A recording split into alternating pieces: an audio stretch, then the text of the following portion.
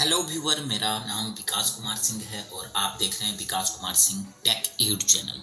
आज के इस सेशन में हम लोग बात करेंगे एक छोटे से सॉफ्टवेयर का।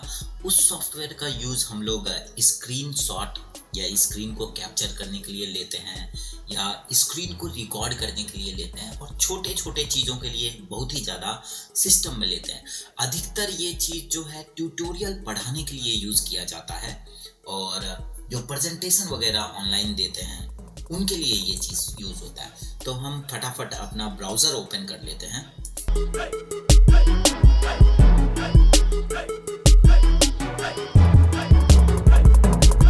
देखिए, हमने क्रोम ब्राउज़र ओपन कर लिया है और यहाँ पे हम उस सॉफ्टवेयर का नाम लिखते हैं। सॉफ्टवेयर का नाम है जूमीट।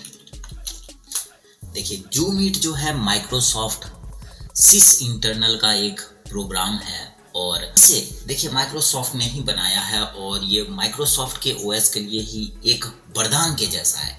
तो इस सॉफ्टवेयर के अंदर हम चले जाते हैं इस पहले लिंक को ही क्लिक करके। तो अभी जो है माइक्रोसॉफ्ट ने रिलीज किया है जूमीट वर्जन 8.01 O1 हम बोलते हैं सॉफ्टवेयर के भाषा में इसे। तो इससे हम देखिए इससे क्या कर सकते हैं। जैसे मान लीजिए कि ये स्क्रीन है, जैसे आपको स्क्रीन पे नज़र आ रहा है ये स्क्रीन है। इस पे हम टाइमर वगैरह लगा सकते हैं, स्क्रीन को जूम कर सकते हैं, स्क्रीन के किसी भी कोने में जा कर के उस चीज़ को दिखा सकते हैं, ड्रॉ कर सकते हैं, एरो क्रिएट कर सकते हैं, रिकॉर्ड भी कर सकते हैं। तो इस चीज़ में इस वीडियो में देखा इस जगह पे जैसे कि हमें दिखाया जा रहा है, देखिए ड्रॉ कर रहे हैं, रेक्टेंगल ड्रॉ कर रहे हैं और हम माउस कर्सर के हिसाब से ड्रॉ कर पा रहे हैं। यही नहीं, इसमें और थोड़ी सी फैसिलिटी है।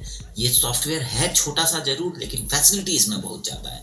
तो देखिए इसको हम थोड़ा सा मैं पढ़ के आपको बता देता हूँ कि जूमीट देखिए एक स्क्रीन को जूम करने वाला सॉफ्टवेयर है। एनोटेशन और रिकॉर्ड करने के लिए ये टेक्निकल टूल है जिसे कि प्रेजेंटेशन वगैरह में यूज अधिकतर किया जाता है।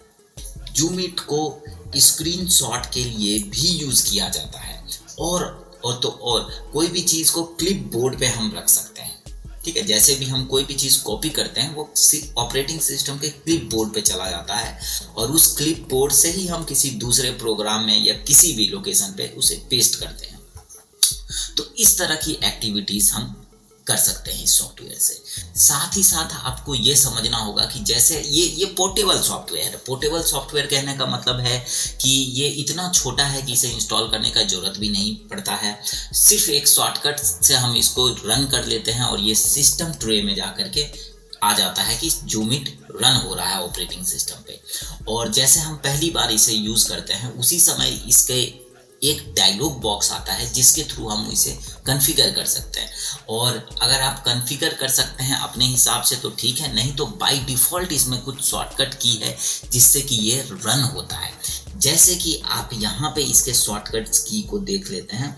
यहाँ पे सबसे पहले इसका बेसिक समझना बहुत ज़रूरी है। जूमीट काम करता है कंट्रोल की के साथ, शिफ्ट की के साथ, टैब की के साथ, माउस के लेफ्ट राइट और व्हील स्क्रॉल के साथ। तो बस ये 5-6 चीजें हैं।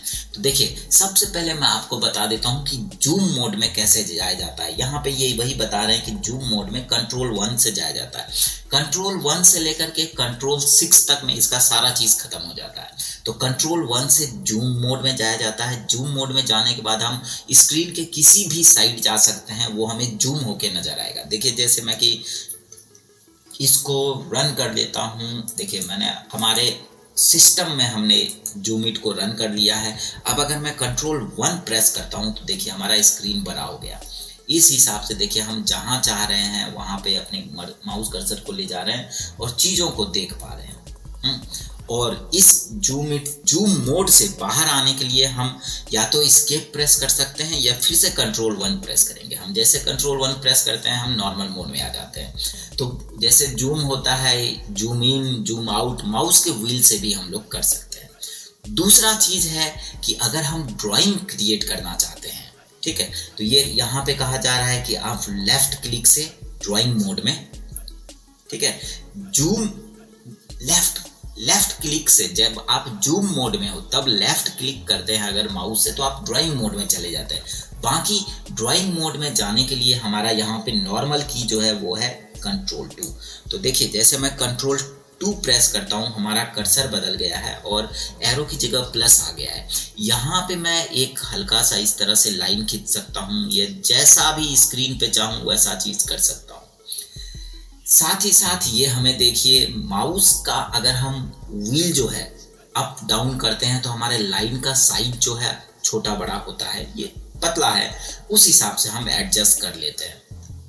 और थोड़ा सा हम इसको, तो देखिए हम जैसे नॉर्मल मोड में आ गए हैं और हम फिर से थोड़ा सा हम इसको देख लेते हैं कि अगर हम अपना चाहते हैं कि हमारा बोर्ड, ये जो हम तो स्क्रीन पे लिख रहे हैं, वाइट में हो जाए तो ये हमें W की प्रेस करना पड़ता है, ब्लैक के लिए K की प्रेस करना पड़ता है, और कुछ टाइप करना चाहते हैं तो T प्रेस करना पड़ता है। तो इस तरह की चीज़ें हमारे पास बहुत ज़्यादा है इस सॉफ्टवेयर में, और बहुत सारी और भी चीज़ें हैं जो कि समझना इसका बेसिक बहुत आसान है।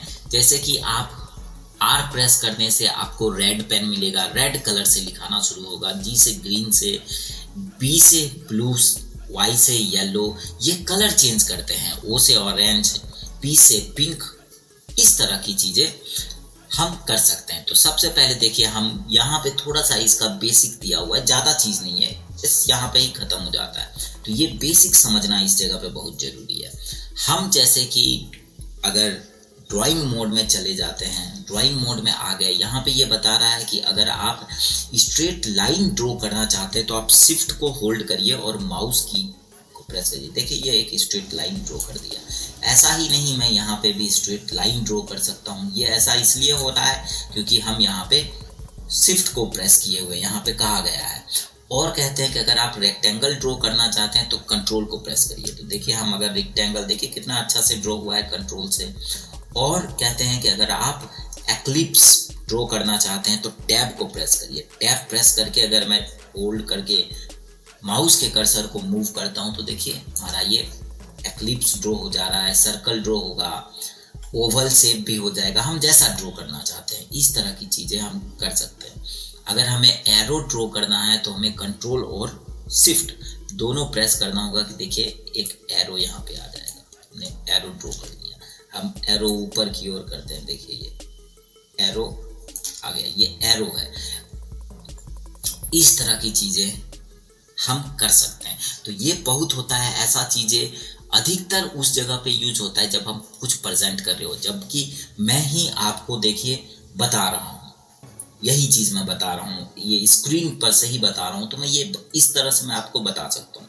साथ ही साथ अगर हम अपने चीज़ों को, फाइल को सेव करना चाहते हैं, ये स्क्रीन को सेव करना चाहते हैं, स्क्रीनशॉट लेना चाहते हैं, तो देखिए यहाँ पे है कंट्रोल S, ये है, ये मैं अपने हाथों से कर रहा हूँ, कोई की वगैरह से नहीं। तो इस तरह से मैं आपको दिखा के इस तरह से बताना हूँ तो कितना अच्छा लग रहा है कि हाँ ये बता पा रहा है अपना चीज़। और कंट्रोल 6 से क्या होता है, कुछ पोर्शन हम क्लिप बोर्ड पे रखते हैं, पूरा का पूरा स्क्रीन नहीं, कुछ पोर्शन हम ड्रॉ करके स्क्रीनशॉट ले सकते हैं। और यहाँ पे हमें बताया जा रहा है कि ये देखिए यहीं पे इस वाले में जहाँ मैंने ये रेक्टेंगल बनाया है, कंट्रोल 5 से हम स्क्रीन को रिकॉर्ड कर सकते हैं और MP4 फाइल जो के रूप में ये सेव होगा। तो इतना छोटा सा चीज़ है, यही चीज़ों को बताने के लिए ही मुझे देखिए ये सारा चीज़ आपको बताना पड़ा। काउंट डाउन के लिए देखिए कंट्रोल 3 यूज होता है, जो कि एक टाइमर स्टार्ट हो जाता है। और टाइम देखिए इंक्रीज डिक्रीज के लिए कंट्रोल के साथ माउस व्हील हमें मूव करना पड़ता है। और इसमें बहुत ज़्यादा नहीं है, लाइव जूम वगैरह हम कर सकते हैं, बताते समय भी हम स्क्रीन जो हो उस समय भी हम काम कर सकते हैं, वो कंट्रोल 4 से होता है। तो इतना सा ही चीज़ है इस सॉफ्टवेयर में, और ये 1.4 MB का है, बहुत बड़ा नहीं है। मैं आज का सेशन यहीं पे समाप्त करता हूँ और हम मिलते हैं किसी नए वीडियो में नई जानकारी के साथ। Thank you.